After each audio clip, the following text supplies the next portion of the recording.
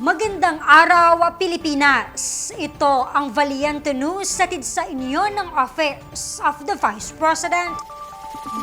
Patuloy ang pag-arangkada ng pagbabago, A Million Trees Campaign ng OVP.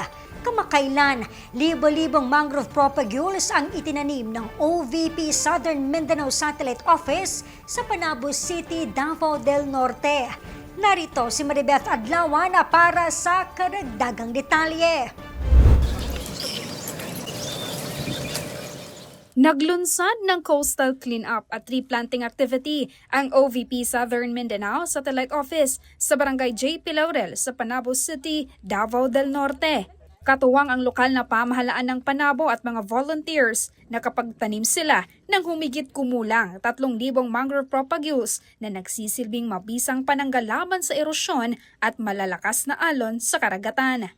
Ang inisyatiba ay bahagi ng pagbabago, A Million Trees Campaign na ang layunin ay himukin ang mga Pilipino na makiisa sa pangangalaga sa kalikasan. Matatanda ang nagsagawa na rin ng tree planting activity ang OVP SMSO sa parehong lugar noong 2024, kung saan 87% ng kanilang mga itinanim na mangrove ang nabuhay. Patuloy naman ang isinasagawang monitoring ng lokal na pamahalaan upang matiyak ang mataas na survival rate ng mga itinanim na mangrove propagules sa lugar. Itong tree planting natin ngayon, ma'am, is malaking tulong talaga ito, ma'am, lalo na sa protection natin dito sa coastal resources natin sa Panabo City. And not only na coastal resources na nagiging protektahan, but then also the community itself nga nag-survive na. Salamat po sa lahat nga na nag-participate, and at the same time, we are very much grateful na naging part kami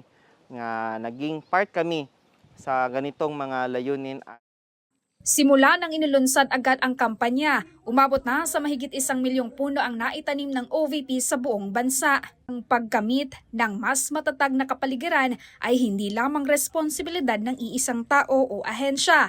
Kinakailangan dito ang sama-samang pagkilos dahil ito ay responsibilidad nating lahat. Mula dito sa Panabo, Davao del Norte, ako si Maribeth Adlawan, lahat para sa Diyos, bayan at pamilyang Pilipino. Valiente News. OVP nakiisa sa pagdiriwang ng Earth Day. Libo-libong puno itinanim sa iba't ibang bahagi ng bansa. Ang buong detalye, abangan sa susunod na episode. Ako si Claudette Loreto. Mahalin natin ang Pilipinas. Maraming salamat.